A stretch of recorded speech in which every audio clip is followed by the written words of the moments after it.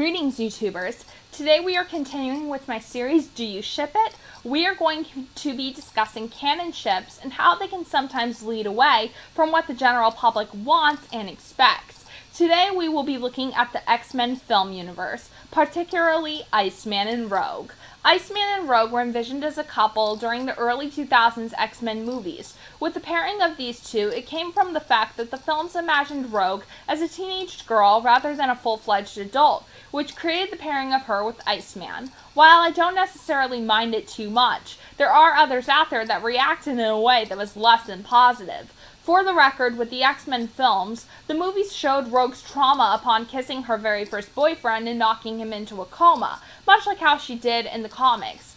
This experience of her mutant powers left her deeply traumatized and finding it hard to recover after such a thing. Sure, the movies portrayed that well, but why does Anna Paquin's portrayal of Rogue bother people? Well, it could be summed up in the fact that Rogue continued to be this traumatized person, and she never evolved from that. In fact, she was usually portrayed as the victim, especially in the first X-Men film, when Magneto attempted using her powers in order to turn the world's leaders into mutants. The character Rogue is supposed to be a strong female, who had been using her powers for quite a while under the training of Mystique as a member of the Brotherhood, and normally she'd be paired with her on-again, off-again lover Gambit. The movies essentially scrapped that and gave us a romance between Rogue and Bobby Drake due to them being close in age to each other. But why does the pairing of Rogue and Iceman make people so mad? Well, for one thing, Rogue and Iceman do not even have too much of a history of being in a romantic place in the comics.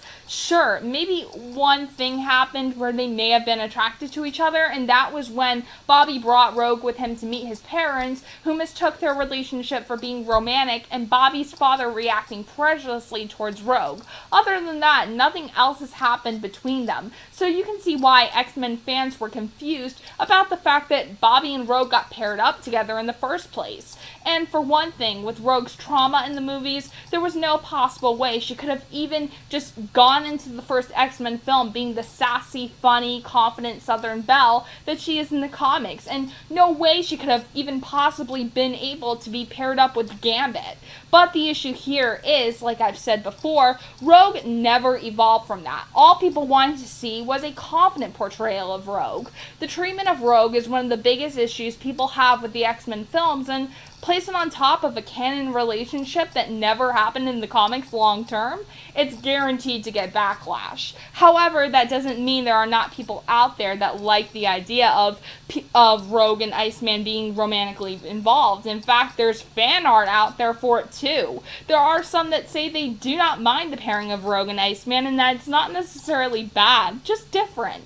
Bottom line is, even if you do not like a specific ship, we should be able to have conversations with each other that do not include ship shaming or putting each other down, because that's high school drama. Who has time for that? Most certainly not me. Alright guys, let me know in the comments down below what you think about the pairing of Iceman and Rogue. I think next video that I'd like to do, I will be covering Rogue's origin story. You can send me your video requests via email or post it to the discussion board. Be sure to turn on your notifications and subscribe to the channel, and I will be back soon.